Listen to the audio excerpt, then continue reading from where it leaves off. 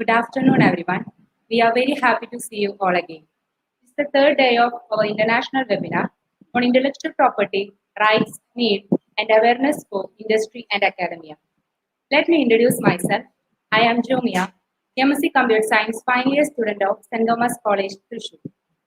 We were listening about various aspects of IPR in the past few days. As we all know, intellectual property rights are crucial for startups. If a startup patents their idea, then investors are more likely to acquire them.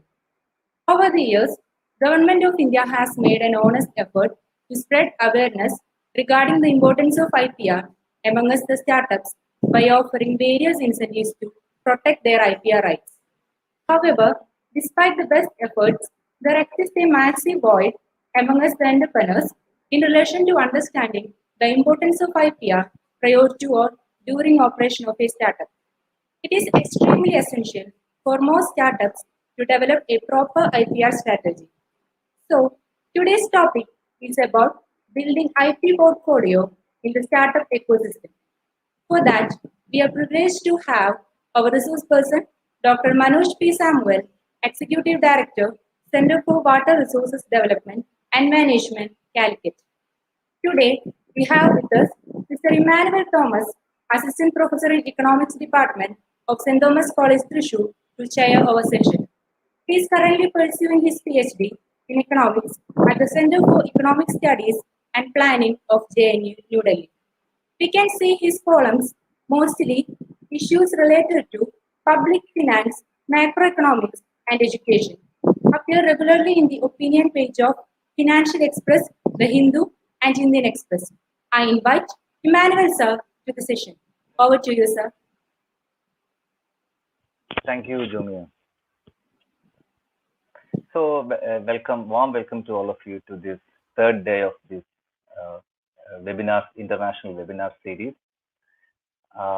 Today, we will go like this. I will introduce the speaker of the day first, and then I will hand over the floor to him, Dr. Manoj P. Samuel, and probably he will speak for about an hour, and we will follow it up by opening up the floor for discussion, and then we will wind up.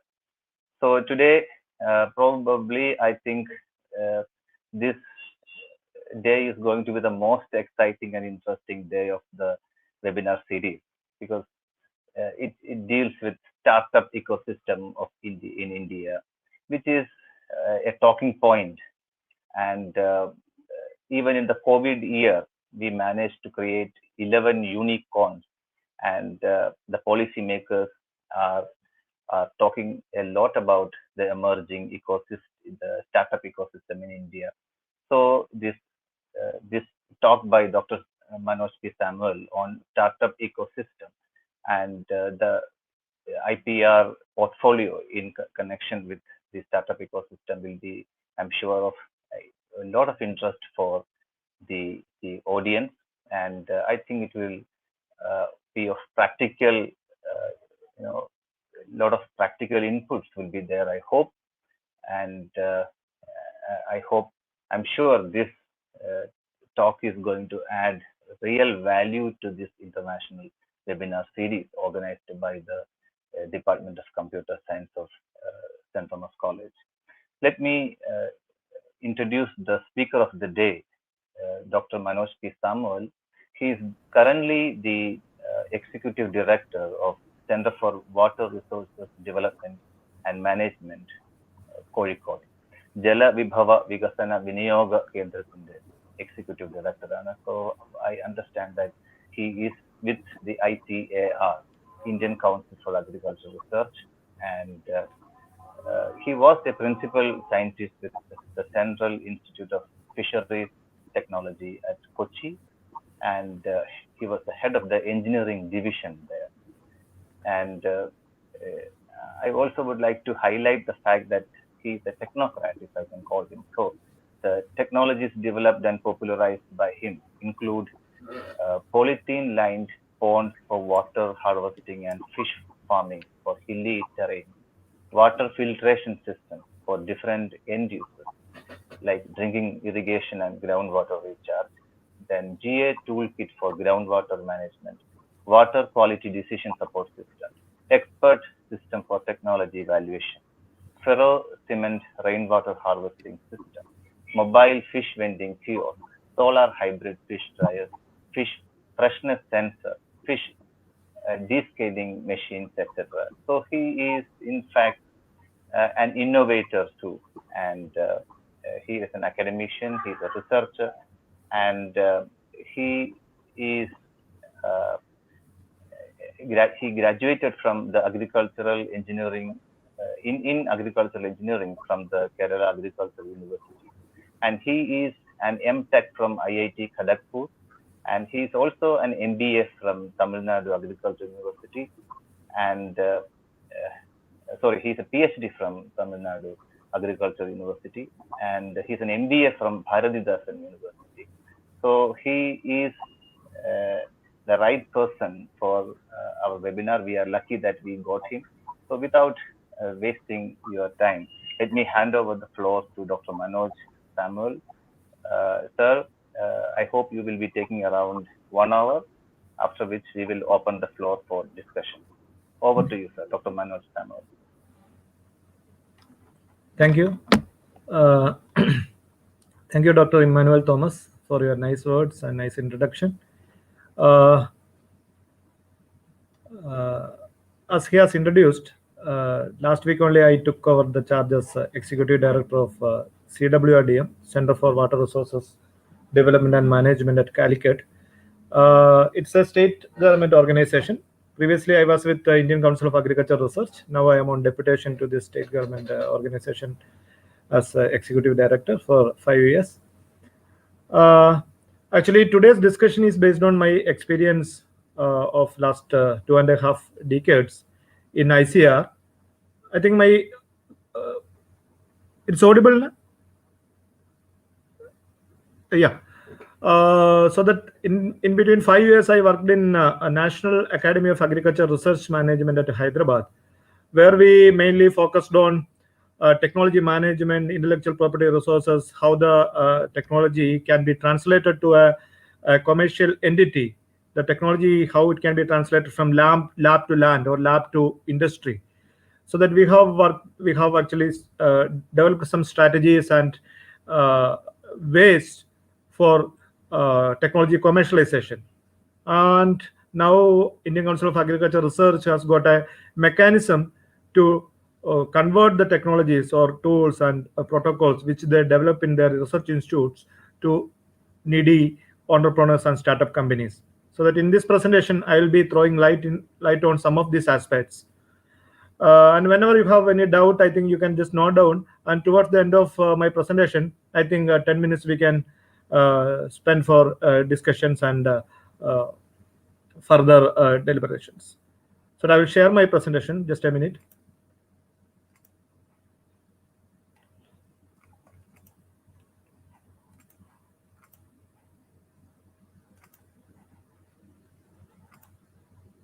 Is it okay? Can you see? I think it's okay. So that today's discussion is on building IP portfolio in startup ecosystem. You know, these are the two buzzwords. Nowadays, we discuss more about these different startup companies and intellectual property. And the last 2 days, you have heard a lot about intellectual property resources and intellectual property regime and how intellectual property, what is the role IP carries in this present system. So that you see, this is we call it as a innovation funnel. You know how an idea is finally converted to a real-time technology or to a real-time project. So that the process involved is our idea generation, concept evaluation, preliminary design, prototype build and test, final test, pilot production, new business development.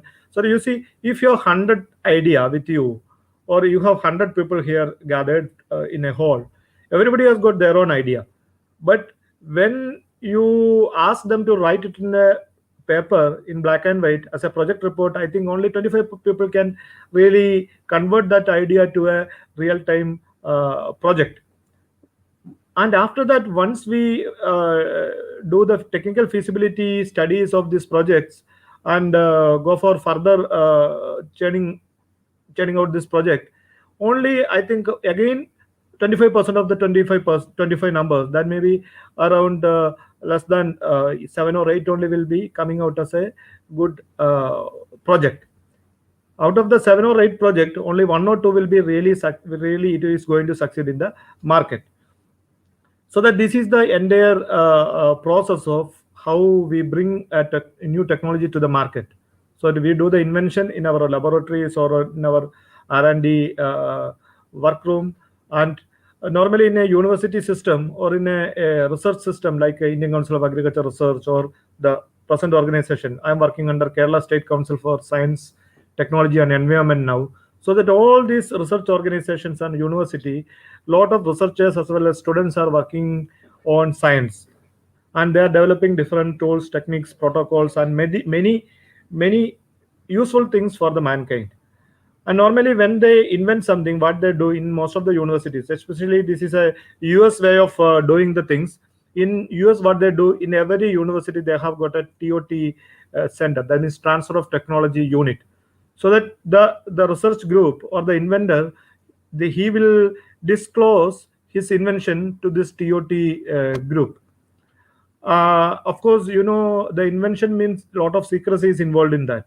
So that we will give a confidentiality agreement, even though we are sharing the information about my invention to my colleagues or to my superiors in the university itself. Even though a lot of my effort, my secrecy about the invention is involved in that. So that what we do normally is that we will have a confidentiality agreement, and I will give the information about the inventions to them. Then of course this group, this TOT, transfer of technology group, will thoroughly study about the invention, and next they will see whether this invention has any possibility to get an IP right. And I will be telling about what is an IP, what is the importance of an IP in the coming slides. And if there is any scope for patent protection, they will go for that, and parallelly they will do the technical feasibility as well as the market feasibility. Both are very important, because technical feasibility is whether it will be, because you are doing in the lab and coming out with a machine or some technology, sometimes it may not work in the field.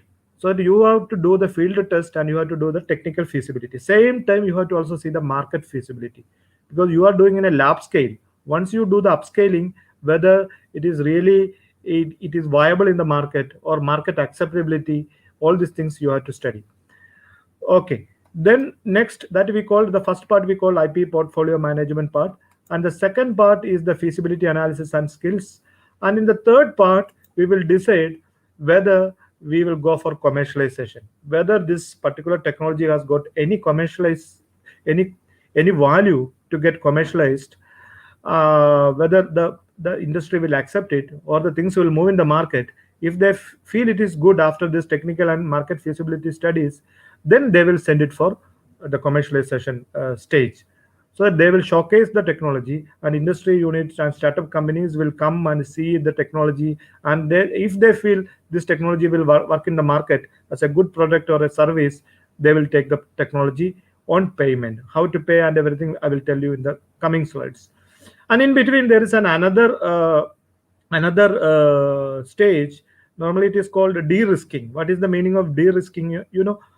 When in the laboratory things will be looking very fine, because laboratory you are making in a small scale, and when you are taking this to the real playground, to the market, you have to upscale the things, you have to make it in volume. So that what happens, the entire input variation combination, everything will get changed. So that you have to first do it in a private space. De-risking process means you have to do it in a big scale, but in a maybe in a private space. Once you feel it is good, things will move in the market in a large scale, then you can take it into the real market. Of course, after that market launch and everything. And before coming to the detailed discussion about this thing, that to our introductory slides. Now, a small concept I just want to share with you is this is technology life cycle. That is normally we call it TLC. What is TLC? Every technology, it has got a life cycle. We all human, we have our own life cycle. Similarly, every technology also got a life cycle. This is the technology life cycle. You can see the first part is the research and development part, and normally research and development part is a bleeding stage, we call. Why? We are pumping out money from our pocket, spending for the research, and finally after research of 2 3 years of research, some technology is coming out, and that technology we are introducing to the market, so that it is coming to the market, and slowly it is catching the market, and the things are coming up. And at some stage it will reach maturity. Most of the technologies, at some stage it has to reach its maturity, then it will start coming down, slowing down. When a technology or a product will show the signals of symptoms of slowing down, when a better or an alternate product will come to the market. So do you see, this is same technology life cycle. We call it as an S curve. So that it is an initial stage, then it is growing, maturity, then declining.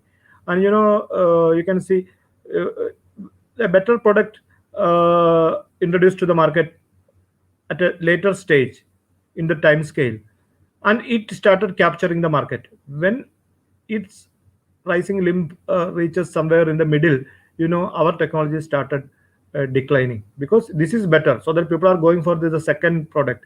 Our product became obsolete. So that in the mobile phone technology, you can see it is very close. So suddenly you can see it is almost like a sawtooth. You can see that the S curve is very very sharp.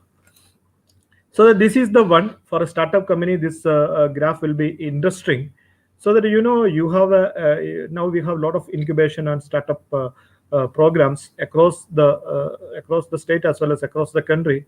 And we have many incubation centers, incubation hub. Even in Thrissur we have incubation hub with the Kerala Agriculture University, and with some other NGOs and other private organizations. In Ernakulam we have a big innovation hub. Trivandrum we have Technopark, and along with that we have an innovation system, Kerala Startup Missions, a lot of initiatives everywhere you can see in our country now. So do you see, in the first stage, what happens? This is the central line. This line we call it is actually the money line, or the profit line. So that this, you see, this is actually time, and this is actually the money. Sorry, for example, the revenue is actually the y-axis. X-axis is actually time. So at y-axis you can see revenue. This portion in the timeline, this is the place where we invent the product or the develop the product, and it is uh, introduced to the market. Before that, this portion is actually, as I told in the previous slide, this is the bleeding period. So that this is the time we are investing heavily on developing the technology, and this is time actually we have to look for the funding, because this is a very risky time. We don't know what will be the output, but we are pumping out the money. So that we were looking for founders, angel investors, and venture capital fund. So that many investment opportunities are there nowadays. Some investors, they call in angel investors, they're ready to take the risk and give you funds. And only their thing is that once if it is introduced to the market, and if it is successful, they will get a profit out of that. You have to give a share to them. Similarly, VCs, their venture capitalistic fund, they have a little more hard rules, but they are also ready to pump in this uncertain stage. So that this is the most difficult and most crucial period, the development stage. And you see it is below this is in this quadrangle, so that it is actually negative cash flow is happening in this area. And at this point of time, the technology is introduced to the market, and slowly it started growing, and it is expanding. And that time, banks are also ready, because banks will never take any risk. They will see your DPR and everything. Once it is introduced and you are showing it is growing fine, it has good net present value, and its benefit cost ratio is very good, internal rate of return is so good, then they will start giving some loans. So that then afterwards you can expand IPO acquisition. Now you see last week Kalyan, they have given this, they entered to this IPO. So this is growing. This is the growing stage. So of course, after some time, it will start declining. And this is the previous same S curve, but it is actually not S. You see, every time we will think, okay, once we develop technology, it will come to the market and we will catch the market. But it is not exactly the same. You see the same curve, but we put it in a different way. The research and development stage, of course, this is the revenue. This is the revenue. We can also say it is revenue. Here it is given expectations. It is in another perspective.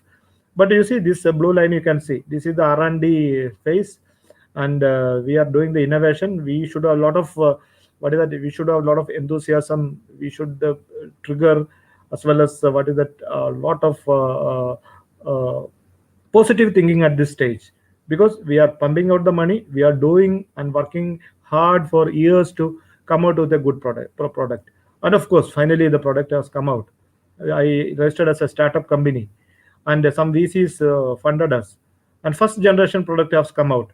Of course, the problem is that I came out with the product, but of course I spend a lot of money. So of course the price is high because I'm doing it in a small scale, because I'm a startup company, and a lot of customization also needed. I don't know the exact demand of the market. Anyway, so that this is the reality in the market. Normally what happens in a community among us, there are four types of people. First type of people, we call, they are innovators. They will anyway purchase the thing. They just want to experiment. Maybe around 5% of our total population. They even any movie, first day, first show, they will see, because they just want to create the opinion. They just want to put the review. Those people are innovators. Then after that, next category is early adopters. Those people will not wait for the review and all. They will go for the movie on the second day, so that they are also ready to they're ready to take the technology faster. Those people will take, these innovators as well as early adopters will take our technology, whether it is good or not, high price or small price, lack of customization, they don't bother. They want to experiment the new product or technology in the market. But after early adopters, next is actually uh, latecomers, late adopters. Then okay, next is actually some orthodox conservatives, some laggards. And laggards and all never will take the technology. Whatever the technology, they want to stick on to the old system what they are practicing for years. But anyway, that is not our subject now. So that when we introduce any technology to the market, some people will take the technology and it is going fast. So that area, that phase, we can call innovation trigger. Is well, no problem. It sounds good. But in the second, this one, at least we got some sales, things are moving in the market, and we all will be highly spirited, and a lot of expectation. And we are thinking that tomorrow I am going to become Adani or Ambani, and lot of I'm going to become multi-millionaire. That we call, it's a peak of inflated expectations. So that again, up to early adopters, there is no problem. Things will move. But when the next level of people comes, uh, the problem starts.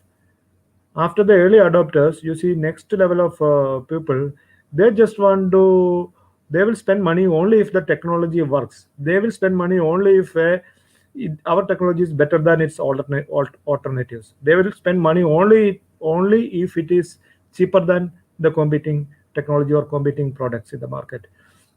So that you see the negative press starts. We expected so many things, it is going to move, but we went to the next category, because only 10 to 15% of the population can be covered by innovators as well as early adopters. But in the next stage, you see the next category of people started coming in. They will wait, see, watch, and take the technology only if it works. So that you see that time, we may not expect we may not expect much growth that time. And most of the startup company will reach this up to this, then there is a sudden fall, and most of the startup companies may not sustain this phase, and we call it a disillusionment phase. And that time, actually, we should not get discouraged. Rather, we will look for more funding, especially from venture capital and all. Then we have to pump more money. Then we have to get more feedback from the market. We have to do more customization. Second generation products finally we are bringing into the market. Then slowly it is picking the market. Other group of people are also slowly getting attracted to our technology or a product because they feel it is now viable to purchase that technology or a product. It is as good or better than competing products. So that slowly our second generation products started getting market share. We call it phase slope of enlightenment, and finally it reaches a stable pace, maybe our maturity stage. We call it a plateau of productivity. So this is what happens in most of the technology. And this is an old slide, but you might have seen this maybe this funny picture in many of your uh, WhatsApp messages sometime earlier. You know why? There was a big fight, legal battle between Apple and Samsung, and Apple told that Samsung has infringed their technologies, and they have given a lawsuit in California court, and finally court has ordered damage of around 120 million US dollars to Samsung. And of course, Samsung has gone to their own country, South Korea, and gave another lawsuit. And finally, they told that Apple also infringed something. Anyway, that happens. So what I want to say here, why IP protection is important. Apple has got lot of IPs. They have patents, and they could prove before California court that Samsung has used the same IP, same technology by infringing their IP rights, so that they got a huge money as a compensation from Samsung. Similarly, Facebook took WhatsApp almost 5 years back, and Facebook paid almost 20 billion US dollars to WhatsApp. WhatsApp was a small company that time. You see, a company with 55 employees that time, WhatsApp. And why Facebook has paid such a big amount to WhatsApp, especially because it was a threat to Facebook, and the they have the IP with them.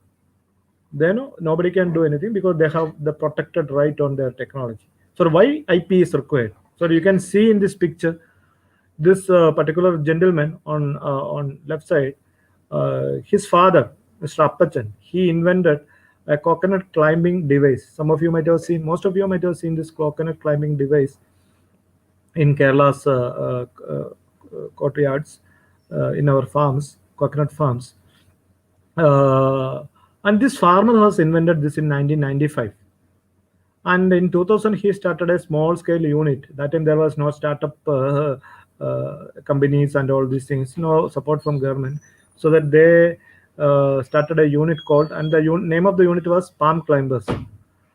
But unfortunately, in 2001, one of our cooperative company called Raidco, they start manufacturing the same unit by infringing. But we cannot say infringing because he has not protected it. They just copied this machine, and they started manufacturing and selling the machine. And unfortunately, this poor farmer, he don't know what to do because he with his lifetime effort he invented this machine, but somewhat a quasi government company, they just copied their technology machine, and produced it in their workshop, in their manufacturing center, and sold it in a big volume and made a lot of profit. And finally, this gentleman, Apachan, he understood there is a provision to protect his technology, and he went to the patent office. He started, he filed for granting the patent. Same time, parallelly, he started litigation also. And finally, he got patent granted, Indian patent granted in 2006. 95 he invented. In 2002 only he could file the patent, and till the patent is granted, that 6 years, the Raidco company, they made huge profit out of selling his invention. Poor farmer, and he expired, and now this is his son and he is continuing that company. So that what I want to emphasize here is, you see, if he know about IP protection opportunities, filed a patent, and after 2006, you see, nobody can use his technology. If anybody uses, he will be in jail, because he is infringing the patent granted to him. So, but before that, he has no claim. You see, similarly, what happened in another case you can take. In Kerala Agriculture University, one of my professor and one of my friend, they invented a small machine to dehusk coconut dehusking tool. In most of our houses, we have this tool. This is invented by Professor Jippu Jacob and Dr. Joby Bastin, Kerala Agriculture University. But immediately after inventing, they filed patent application, and they got the patent, and they gave this technology to Kerala KAICO, Kerala Agro Industries Corporation, and they are selling it in a large scale, and they are getting the profit. Of course, many small our roadside blacksmith, they are making this technology, but if they want, they can go for litigation and they will get compensation from them. But there is a difference between a patented technology and non-patented technology. So that this patent regime, patenting or protection, not only patent, all type of IP protection is very important in the present uh, era of innovation, incubation, startup companies, and commercialization. So these are some of the examples. In 2016, there's a legal suit. Still, it is continuing between two leading agriculture machinery company about a hydraulic pressure control system. One company is telling we invented, other company is telling they invented. But those who got patent first will get the benefit. Other has to pay the damage. Similarly, another company, and the recent one, you see, it is both are actually tobacco companies, British American Tobacco and Philip Morris. Now they came with a new e-cigarette. Of course, in India, the government banned e-cigarette, but in Western and European countries, and US e-cigarette is actually coming in a big way. And these two tobacco companies are working on developing e-cigarettes, and now they are fighting each other for the patent, because of course one person might have invented first, but other might have copied. But now I think Philip Morris started the infringement suit, and in Japan against the British American Tobacco, and of course BAT went back to UK, sorry, in Munich, and they put an infringement suit against Philip Morris. Finally, court has to decide which was done first. Of course, if they have a clear-cut uh, uh, patent with them, patent allocation number with them, with the date, that person only will be winning the case. Okay. Now, now we are coming to the IP framework. You know what is an IP. In last 2 days, you are hearing a lot about this IP. I will not spend much time on that, but still a few things to refresh your memory, so that you know a lot of economic. You see, all these things are intellectual assets. Whatever we think newly, our ideas, everything will come under our intellectual asset. In that, if intellectual property is a part of intellectual assets, and all intellectual property cannot be actually, we cannot go for IP. Only it has to follow some basic yardsticks. That all that will come under the intellectual property rights. Then out of the all IP things available with us, if you can go for a real commercial value product, economic assets. So that this is the big set, subsets, and all you can see here. So that what's an intellectual property? Intellectual property is a intangible creation of the human mind, usually expressed or translated into a tangible form, that is assigned certain rights of property. So it can be intellectual property, and same time you see all literally artistic work, our books, drama, movie, film, all these things come under the same IP Protection Act. So the intellectual property can be different things. We can see here the first and foremost one is patent. Intellectual property one is first and foremost is patent. And what is a patent, I will be telling in the coming slide. And another one is industrial designs, geographical indicators, now we call it GI. Then Utility patents, actually in US it is important. Trademarks, plant varieties, and of course parallelly with the industrial property, copyrights are also there.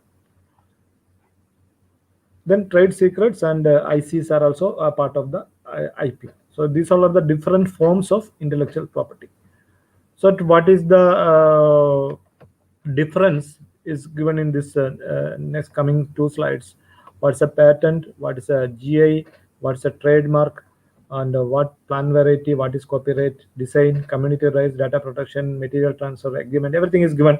But in the coming slides, I will be telling little more details so that I'm skipping these two slides. So what's a patent? Patent is normally a negative right. That means the IP right relating to inventions. It's a strong form of IP. That means you are getting an exclusive right for a limited period provided by the government for your invention. Why it is called a negative right means you have the right. A third person doesn't have the right to use your technology or a manufacture a technology or a product or a service based on your technology because it is patented to you. Only you have the right.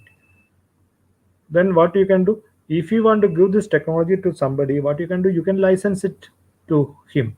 You can take license fee, you can also claim royalty from him, and you can give your technology. But since you have the patent, you have the exclusive right. That also for a limited period. In India it is 20 years. So that you have to give your entire invention disclosure to government of India in our case, so that this patent right will exclude others from making, using, selling, and importing the patent product or process, producing that product from for those purposes. Uh, okay. And one more thing here is that the patent, if you get in India, it may not be applicable in another countries. If you get in US, that is only in for US.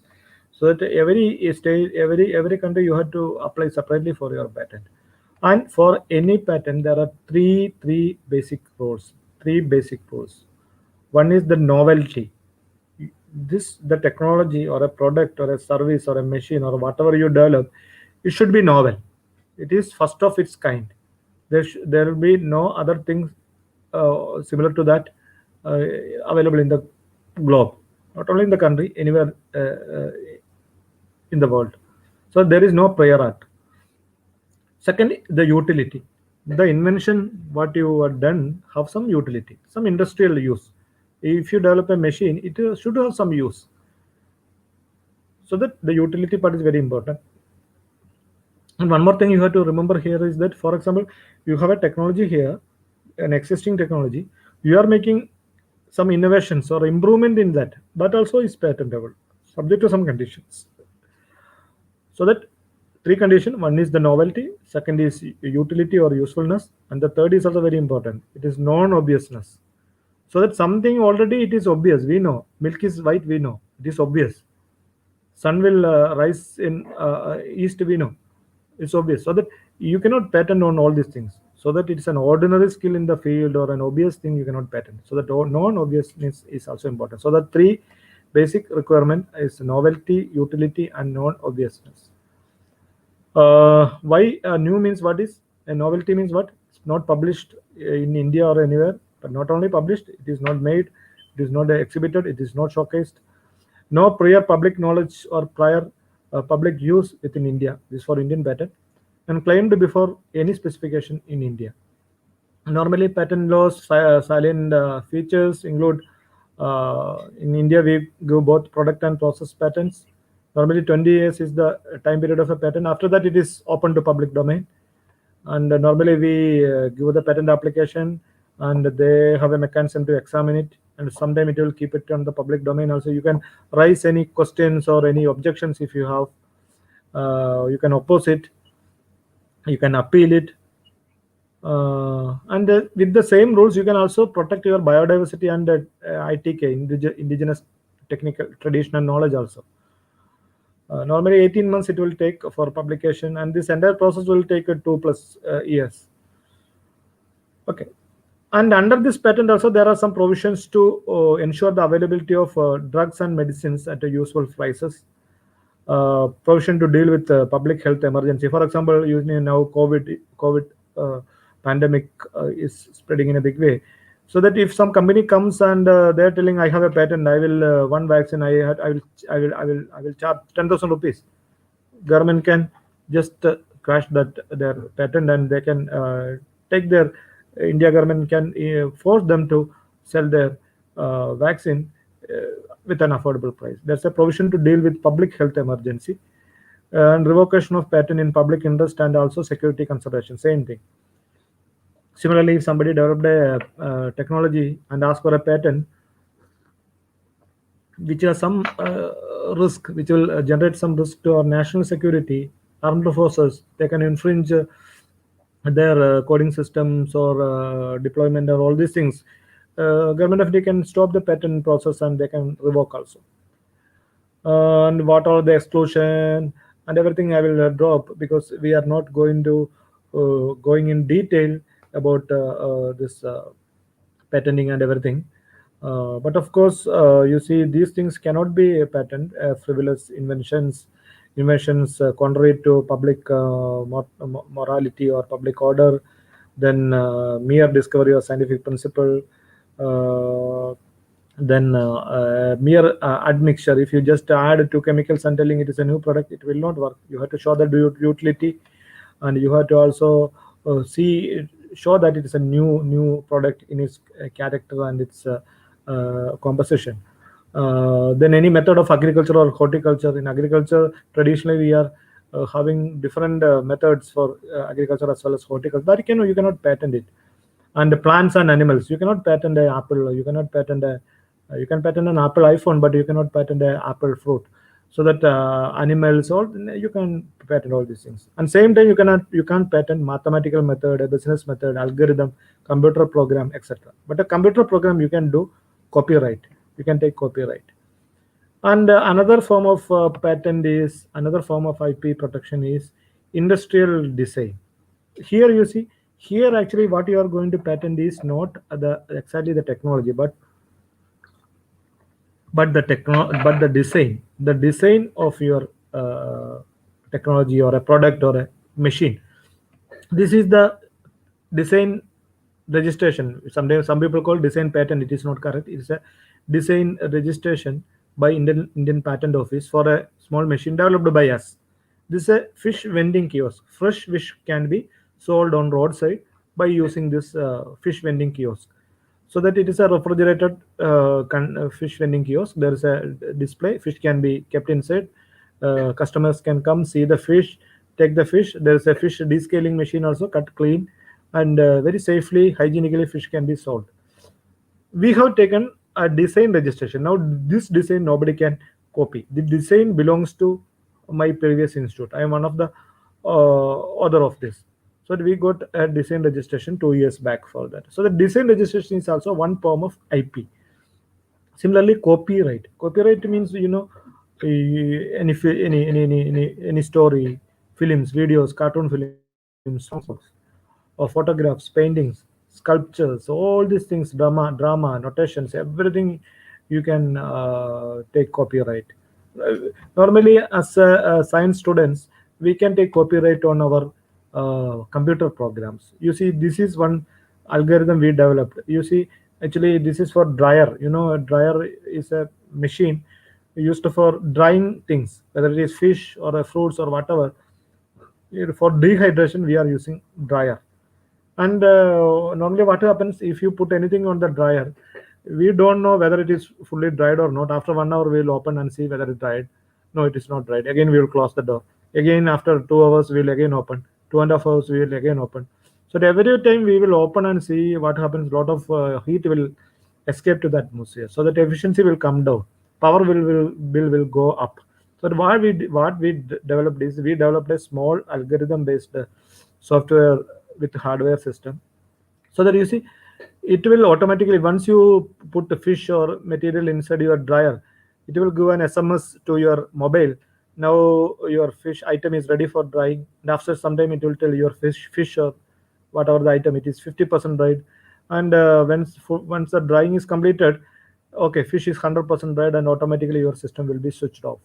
So that you see this mechanism, this we have used a weight sensor with a special algorithm for each fish, each fruit. We have to make a optimized algorithm, and we developed a computer system. So that you don't need to go to the dryer, just load it and get all the information in your mobile. Automatically things will be, drying process will be completed. So that we got a copyright for that.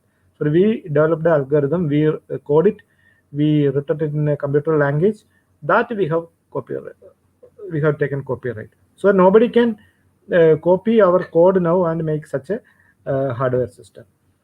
And another one is trademark.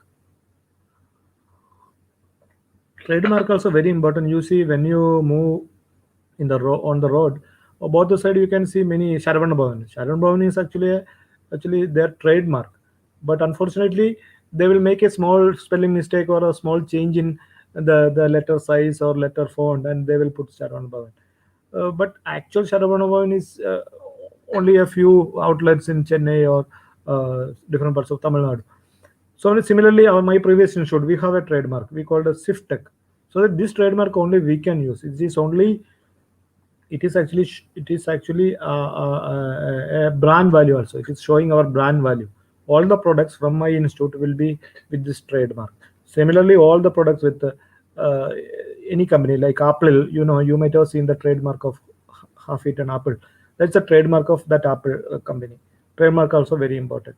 Nobody can do that. If that trademark, if somebody uses, it's an infringement. Then geographical indicators, nowadays we are speaking much. Now some of the things, some of the materials, some of the products, it is specific to some geographical regions. Why we call it is, why we say like that? Because the microclimate of that region or the expertise of the people in that region will help to make that product, and that product is only specific to that region. You see, our case Aramula Kannadi can be made by a very few expert people. Actually it's a traditionally handed over technology in Aramula region. So that is Aramula Kannadi. That is a Aramula Kannadi cannot be made in Thrissur or Calicut, because that expert people can come and sit and do here, but it cannot be called as an Aramula. Aramula Kannadi is actually tagged to that place and done like that. Like you can see basmati rice. That is only in particular region, like Hyderabad Halim. Hyderabad, if you go during Ramzan season, you can see a very beautiful, very delicious food item, a dish made up of uh, lamb meat and some other spices, and now it is attached to Hyderabad. That can be done only in Hyderabad. Hyderabad Halim cannot be made in other part of the country. So that some of the GI you can see here, Kanjipuram silk, then Kullu shawl, Madhubani paintings in Bihar, Mysore silk in Karnataka, Aramula Kannadi in Kerala. Similarly, attached to different, that means everything attached to some geographical region. Any special thing of any geographical region, we call as GI. In Kerala also we call many things. Some special to that Pokali rice. That is only that particular region. Uh, that we can take, of course we can take for, we can apply for GI, which is any specific to any region, we can apply for GI. Then trade secrets, trade secret, what we can give an example. For example, Coca-Cola, Coca-Cola, nobody knows the trade secret. What is the ingredient? What is the combination? So that is a trade secret of Coca-Cola. Nobody can infringe or make the same combination and make a beverage out of that. Plant variety protection in India, it is specially made. Actually, a lot of extend varieties are there, new varieties are there. How to protect the crop? Like in you come to Wayanad, or you can see some of the rice varieties like Tavlakkan and Tektashali. These type of rice varieties are traditional varieties, and if you don't protect, even multinational companies like Monsanto and all can come and take this seed and they can sell in their name, and finally they will put some genes in that, and nobody can actually even reproduce that. To prevent all those issues in future, there's a facility to protect plant variety also in India. Then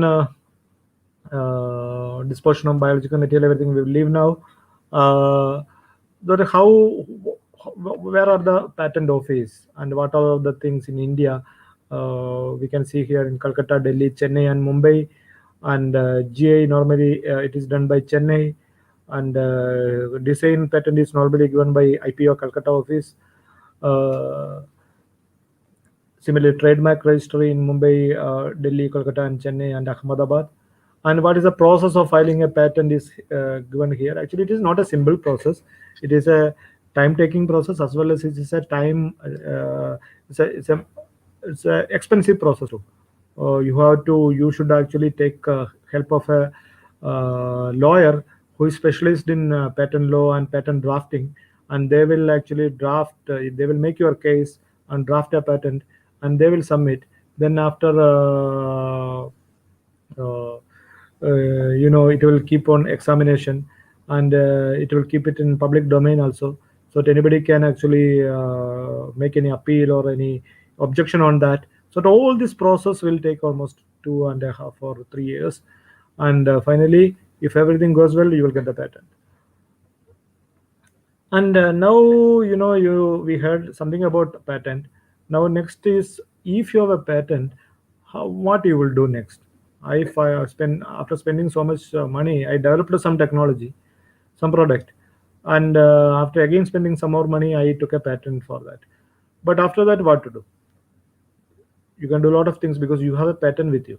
Now you can showcase your technology, attract the startup companies, attract the investors, attract the technology seekers, industry, and tell, I have a better product, I have a better technology. You take it.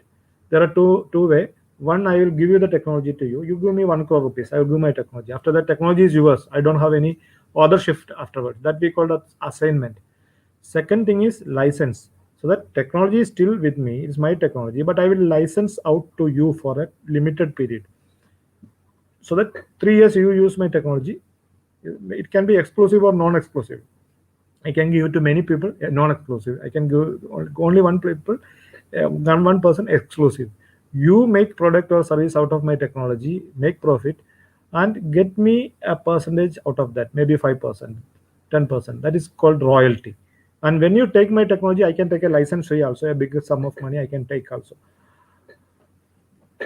So that license also different types: exclusive license, sole license, non-exclusive, irrevocable, revocable license, territory license, field of view, royalty bearing, royalty free, sub license, cross license, so many licenses as possible. But when you work in a public funded university or a institute, there will be always a trade-off of there is always a conflict of interest of you, because one side you are making a technology and selling it. Other side, actually, you supposed to, especially if you are working in agriculture or related area, when you develop a technology, it has to go to the poor farmers, so that you cannot keep it in and take it patent and tell, you give money, I will give you my technology.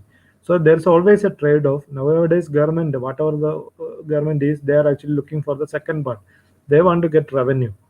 So if you get they are even emphasizing research institutions and colleges and universities under their control to make revenue out of selling the technologies developed by their laboratories.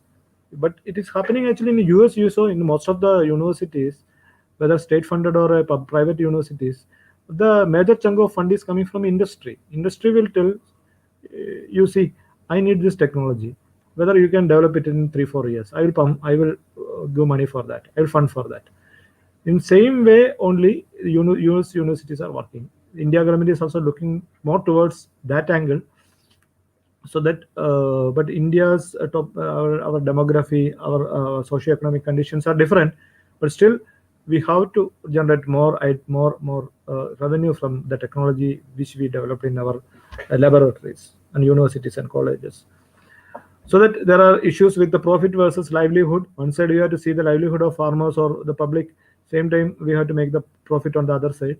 Then IP right and stakeholders, north were the poor versus rich, indigenous versus imported, knowledge versus ignorance, protectionism versus free trade, There are different schools of thought, always conflicting thoughts, and debate will continue. And as I told in the beginning, in Indian Council of Agriculture Research, we have developed a system for translating the technology or transferring the technology which they have developed in their laboratories or research institutions. So that, in there, actually, in all the institutes, they have a technology management center, uh, and that means they call the Institute Technology Management Unit, and they will decide on the patenting, whether it is actually there is any innovation is there, any new things, any novelties in that, whether patenting is possible. They will decide, and they will uh, work on the commercialization. If it is actually commercially viable to be transferred to the industry, they can go to the another system, another arm that is called agribusiness incubator. In most of the agriculture research institutes, they have now ABI, agribusiness incubator, business incubators. And business incubators will translate the technology to startup companies, SME, MSMEs, farming community, industry, and all. And bigger technologies, or the technology which are more promising future, or large volume technologies, they can actually, we have a company in Delhi, Agri Innovate India. They can negotiate with the players from overseas as well as India, big players, and they can sell the technologies to them. Similarly, in some of the institute, DST is funding technology business incubators. Not only in agriculture, different areas they are uh, sponsoring this TBIs, so that technology can be transferred to TBA, and TBA will nurture the uh, startup companies. In many places now, they have DST has funded the technology business incubators. They will give the technology directly to the industry, so that there's a smooth transition of technology developed in the these areas. Technology is normally developed by research institutes. You forget ICR, research institute, or universities or colleges. Second, another important place where technology is generated is grassroots innovators. Our farmers are the best, or our public is the best innovators. They develop their own technologies. Like I told, the coconut climbing machine, some cardamom variety, Nalani, that means one farmer has developed. So that this grassroots investors, then same time agriculture, I mean university platforms.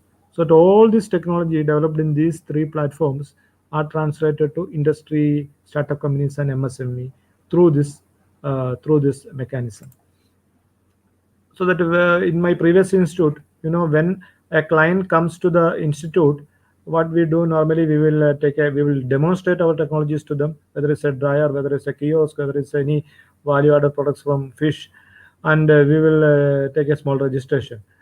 Then after that, we will call them for a training, if interested people can attend the training. Then they can attend the training, and they can decide whether this technology will really work for them. If they are okay with the technology, what they can do is actually they can procure the technology. Actually, they can procure the technology in two ways. One is, actually, we have empaneled agencies. As a government organization, or as a university, we cannot manufacture and give our technology to private people. So what we do is that we will give the technology, we will license out our technology to private manufacturing firms which has got good track record, and those people will manufacture the technology, or a dryer, or a kiosk, or a boat, or whatever the technology we developed to needy people. And what we will get return, the university or a research organization will get royalty back in return. So that, apart from that, there's an incubation process. Incubation, as the name implies, is in the beginning stage. None of the startup companies can face the complexities of the real playground, that is the market. So that period, you need a support, a hand holding. That is why we have business incubation centers, TBIs. So what we do, what the TBAs will do, they will help you to prepare the detailed project report. They will do the economic analysis. They will help you to refine or make a new technology using the pilot plant facilities. They can network. They can help you to get the regulatory requirement. For example, if it is a food product, you have to get FSSAI license, and some other license. If it's sometimes you may get a license from pollution control board. All these things, these people will help, and they will also connect you to some finance people, some VCs, some angel investors, some of the new schemes for startup companies like biotechnology extension grant, GATI. So many schemes are available now. Why Young Innovators program. They will also help in test marketing your new product. Then, of course, commercialization part, new business, commissioning, marketing, all these things will follow. This from my again my from previous institute till where I worked till last week. So that these are the dry fish products within Kerala.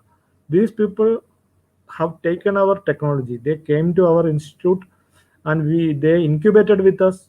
So that we have almost 150 kgs of fish can be dried using our pilot plant facilities. So these people will come attend to the training, and after that they are bringing fresh fish, and using our dryers they prepared dry fish, and they made a small scale units. Sorry, they actually started selling the product prepared in our labor. That means in our pilot plant, they are doing the test marketing, and they are doing it for 6 months or 8 months, and after that they are, if they find it is viable in the market, it is moving in the market, they can invest and purchase a dryer from the environmental agency and go ahead as an independent startup unit. So you see, we have now almost 30 independent unit like that. They incubated with us first. Some people directly go and take the technology, but most of the people incubated for some time, 6 months or even plus, and they found the market is working for them, and then they invested after getting the loans from different financial institutions, and many schemes are available now. You just contact your industries department, they have hundreds of schemes, so that you avail all those schemes. And for startup companies there are special schemes both from central as well as state government, so that you avail all those schemes and get maximum funding and grant, and take a viable technology after going through the incubation period, so that you are now strong on your legs. You know what is happening in the market, and you have a confidence in your product because you already test marketed it. Then you go to the market, and now it will fetch good market and profit to you for sure. So that as I told, under ICR there are three schemes. One is agribusiness incubation, then another is uh, this one, innovation and partnership, and another is uh, traditional knowledge. Agribusiness incubation, one is area program, attracting rural youth for agriculture. Then grassroots innovators program, that means to promote the grassroots people. And a few slides last, emerging scenario of technology business incubators in India. DST started in 1982, and after that they started this National Science and Technology Entrepreneurship Development Board. Uh, uh, and they used to promote entrepreneurship, self-employment, and employment opportunity. Then they have two major programs. One is actually STEP program, Science Technology Entrepreneurs Spark. Then second is Technology Business Incubators. And then they have different programs for some step. So many things are there. You will get grant from all this. If you are a young innovators with idea, there are no boundaries. You will get fund from many sources, but you have to explore it and you have to work for it and make a good plan, a good progress, and a good presentation. And you should have confidence above and all. So, startups in India since 2010, India has become a home of young startups. A lot of changes in last one decade, and now India is almost 20, not 20. Now it is 25,000 startups almost in all sectors. Collective value is almost 30 billion, and in that almost 3,000 is in agriculture. And every day, then number is getting changed. It is going up and up. And one interesting thing is 72% of the founders is less than 35 years. That's a very interesting figure. And especially 100% growth in the number of private equity, venture capitalists, angel investors, 125% growth in funding every year by year. So it's a sunrise sector. And especially you can see disruptive technologies like mobile internet, e-commerce, internet of things, IoT, augmented reality, machine learning, big data analytics, cloud computing. You see all these things are on rise. People are looking for new technologies and viable as well as easy technologies. Easy means not in that way. You can, if you can manage your systems by sitting in your office, in your systems in your home or in a company, sitting somewhere else by using the AI and ML, it is a wonderful thing. So that you can go and think about all these things. You know, some of the technology business incubators in India, different parts of the country, like BITS Pilani, Hyderabad, IAM, IKP Technology Park again in Hyderabad. It is actually ICICI Bank is funding that. In Coimbatore, you can see SIDBI, they have College of Engineering in Trivandrum has got a small technology business incubator. NIT Calicut has got a technology business incubator working very nicely. Amrita in Coimbatore, you can see a technology business incubator, and they are all are actually lot of new ideas are coming, new startup companies are coming, and parallelly they are protecting by using the IP protection from like patent copyright. They are doing it parallelly. Same time they are developing the technology. That means they are again working on the technology, and finally they are releasing the product to the market. And parallelly, by that time you will get the patent with you also. So sometimes some other company will come and take your technology by paying a big sum of money to you. So it's actually what is that? It's actually a risky market, but very promising platform. In largest innovation hub to be opened in Kochi, January 13. It's actually in 2019. News. Startup village, TBA, Villagra. You can see different places, different TBA, and all are working well. And it's a funny periodic table. Chemistry people may be interested. All these things are startup companies. For example, this Pepperfry. It is a furniture company, a startup company. So that lot of startup companies now, it is almost it is 30,000, 35,000 startup companies are there. Swiggy is a startup company. Your Zomato is a startup company. Like one or two guys just started, invested some money, and it is coming up in a big way. And one more aspect I just want to cover in 5 minutes, and I will stop after that. Tangible as well as intangible asset.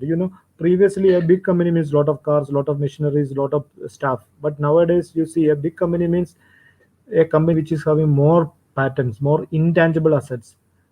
A big company like Facebook is a big company, but compared to the other big L&D and all companies, the infrastructure, the tangible assets like a machinery, office building, staff may be comparatively less. So that a big company can be, you can be big in terms of your IP stock with you. So when you get an intellectual asset, valuation also important, because you developed a new technology as a innovator, as a startup company or a researcher, and a third party is coming tomorrow and asking you, give me the technology. What is the cost? So that you have to value your technology first. So that a few things you have to know about valuation. So the valuation can be done two ways. One is actually qualitative analysis. You just put a value based on the qualitative analysis, very much subjective. So it depends upon some ranking, rating, due diligence, pattern indicators, track records, and all. But quantitative is very good as far as valuation is concerned. Quantitative method. So that you are fixing a figure for your technology, a value figure for your technology. So different ways you can do. It's a big topic. I cannot handle it in 1 or 5 minutes or so. But still, uh, a few things about this. One, actually, you have to first gather some information about the technology. What is the novelty? What is the competitive technologies in the domain? uh, what is the benefit of your technology over the competing technologies? What is the IP landscape, regulatory requirements, efficacy of the project, target market, cost incurred, market strategy. So best easy method, not best actually. Easy method is just you calculate how much money you spent for developing this technology, and you add some opportunity cost, some profitability, some 30% profit if you add that also, and some obsolescence and taxes you have to reduce, because you do research for 3 years and coming out with something, but better things have come in the timeline, so it may become obsolete also. So that final value you calculate, just add up your figures and get a value, add your profit, and you go to the, you negotiate with the technology seeker. It's a cost method. Second is market approach. So that you developed a vaccine. So that if now you see our Serum Institute developed a vaccine, they cannot arbitrarily put 10,000 rupees for a dose of vaccine. Normally, what they do, they will see what are the available vaccine Moderna, what is the available vaccine Pfizer, which is available in the market. what is the cost for one dose. So if it is that, if it is 250 rupees, I can put maximum 300 rupees, or some starting from 150 rupees. So that you see you can see a lot of houses here. So that this house I painted good and everything, and this normal price of this house is almost 1 crore rupees. Since, because I painted it and made it beautiful, I cannot ask 2 crore rupees for this house. Maximum 5 lakhs rupees I can put extra here. So that the competing technologies we have to see, and we have to make a value or a price for our technology based on the competing technologies. And the third one is income technology. This is the best method. So what we do is actually we will find out the future present value of future cash flow. We will have a lot of assumptions here. This technology, how much this technology is going to fetch for us in the next coming few years, so that we are deducting that value for next 5 years, how much this technology will yield for us. Then that is after 4 years only paisa money may be coming, after 1 year, 2 year, 3 year, or 4 years. So that money we have to deduct for present value. We call it a net present value. Actually, there's a formula and all. We will not spend much on that, but that is the best method to find out the value of our technology. So that different innovative ideas we can take up uh, when you start a new company. Lot of opportunities are available for you. uh, and now, as I told, government is coming in a big way to support you. But one thing I want to underline, emphasize here is, if you have a technology as a student innovator, or you're a part of an incubation hub, you are a startup company, you have your own idea, you are working on that, you are spending a lot of time and energy and money for developing your own technology, is well and good. But once you come out with a good technology, immediately go for protecting it. If you don't protect it, somebody else may take the same technology, and they will protect it after maybe 1 or 2 years. And at that time, if you tell, oh, no, no, no, no, I invented it 1 year back, no use, because he has the proof, you don't have the proof. So he will be getting all the money, and you will be nowhere. He can sell your technology to somebody and make a crores of rupees. So once you develop a technology, uh, if it is worth enough, you have to go for a patenting. At least design registration or copyright. If it is a computer-based program or something, copyright. At least some part will be protected. Hardware part, it will, you can go for patent. But the software part, you can take the copyright. So I think it's the end of my presentation. Uh, I will wind up now. If you have got any questions, you can ask now. Thank you. Thank you very much. Thank you, Dr. Manoj Yeah. Samuel. Yeah. It was an excellent presentation, a comprehensive presentation. I Thank am you, sir. sure all the listeners, audience has benefited from this. You covered almost everything about IPR. Thank you, sir. I really like the way you started it with the product lifecycle approaches, ideas, which we in economics also we deal with this product lifecycle, and you covered a lot of areas, the different types of IPR, and finally you came to the Indian context and you spoke about the startup ecosystem in India, how it is booming, sort of, and also the valuation approaches towards the end. So I think it has given a lot of useful inputs for the, especially students.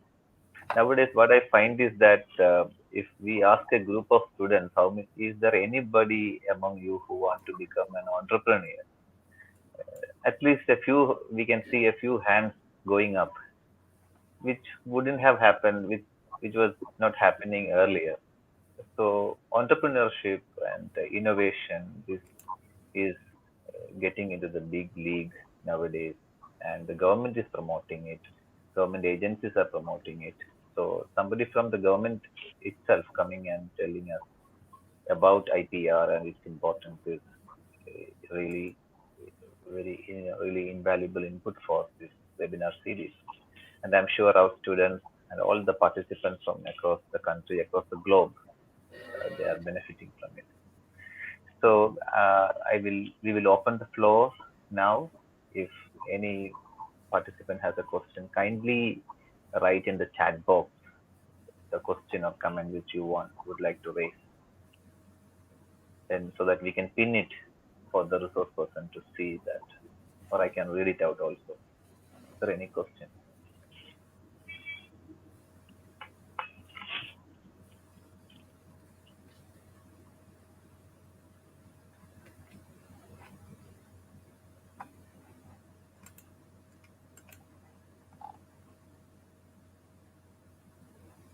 Meanwhile, sir, let me just ask you, when you said that if you if a new entrepreneur comes across is able to develop a new technology, interesting technology, they should uh, try to patent it.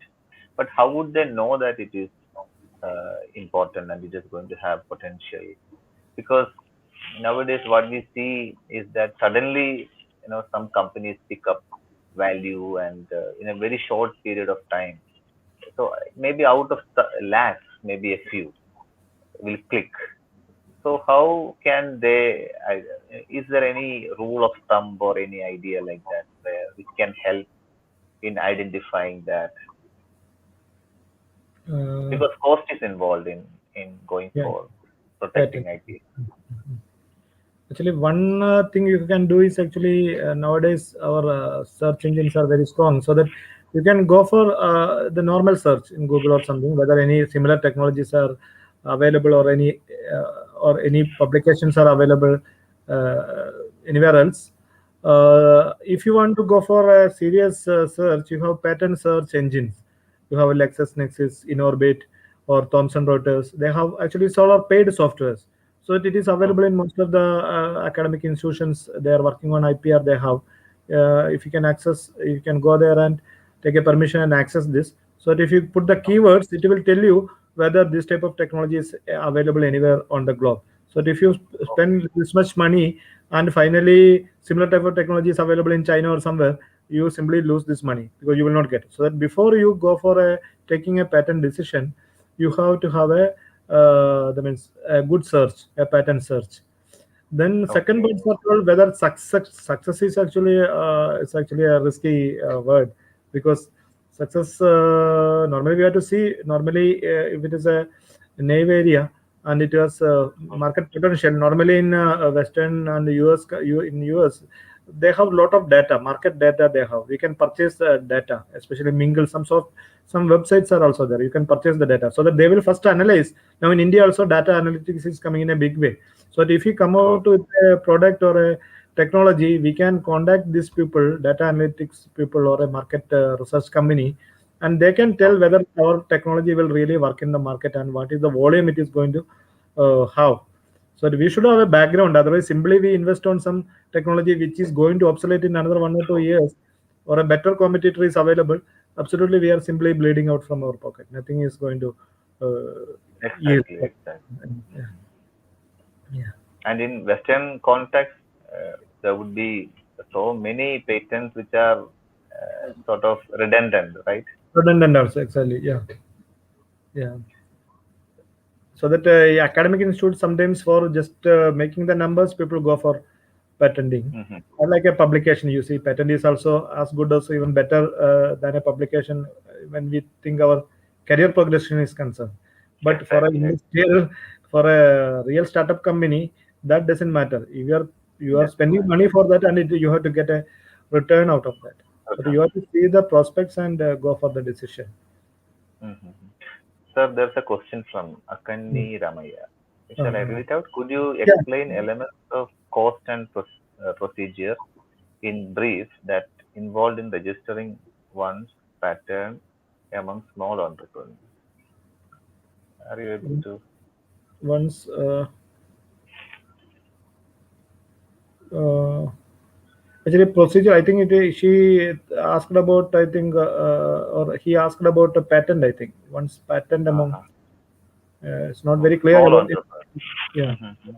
but anyway, I think the procedure I have shown in one of the slide, so that where to actually you have, when you get a technology and if you want to go for the patenting, As I told, first you have to make your case. You have to do the patent searching. Then you have to draft the patent.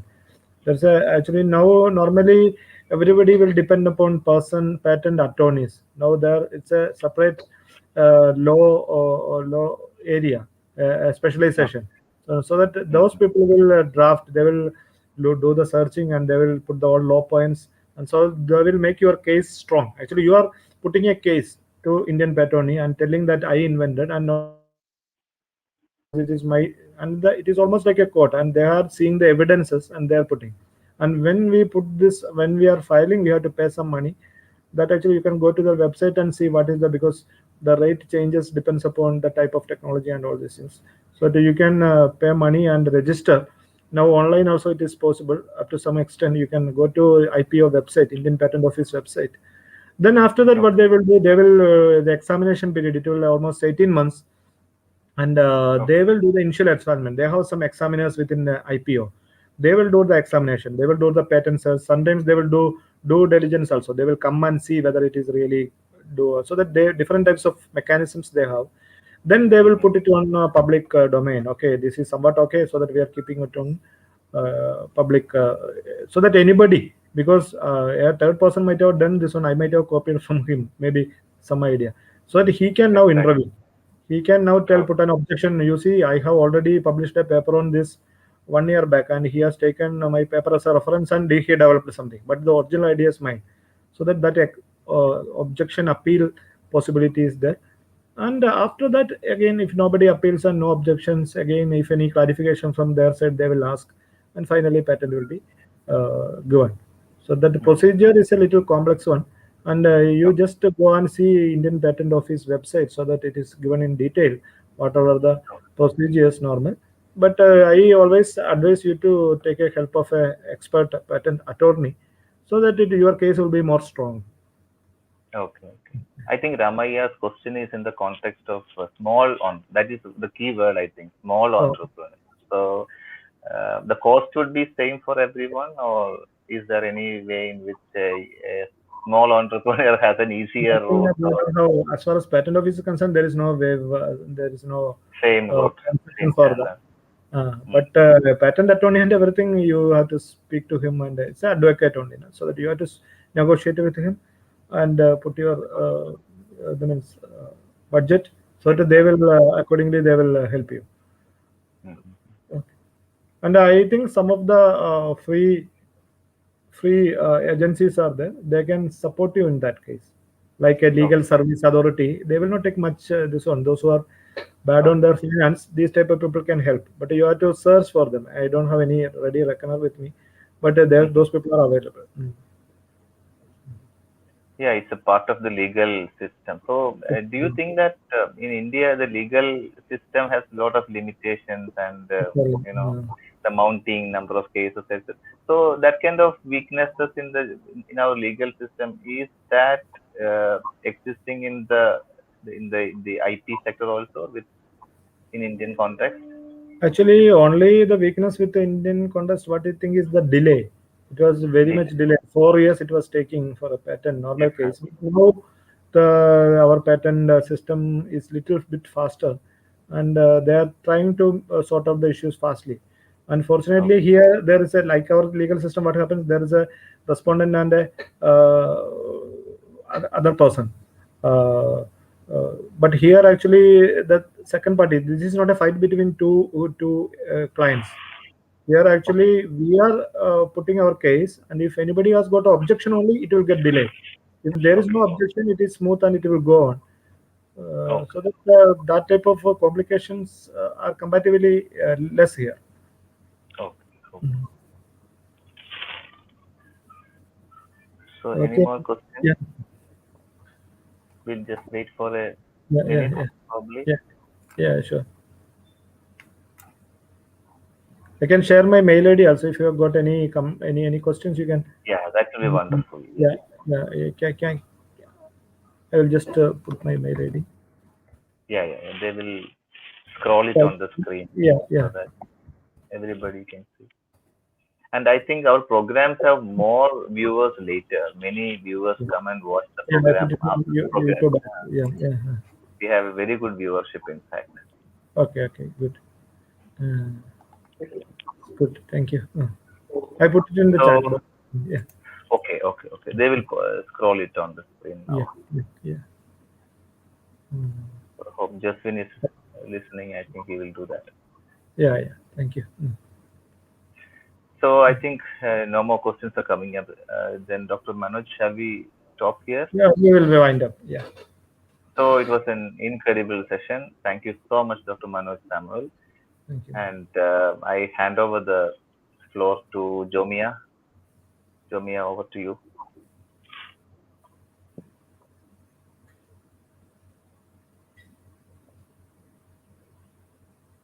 Thank you, sir. It was an excellent session. Hope you all filled the feedback form provided in chat box. That's all for today. I extremely thank all the participants and we are very glad about your active presence. Let us continue this webinar on tomorrow 3 p.m. and we have Dr. Reggie K. Joseph to speak about IPR and innovation. Hope you all will be there on time. Until then, it's Jomia signing off. Thank you. Thank you. Thank you very much. Thank you, sir. Thank you very much. Yeah.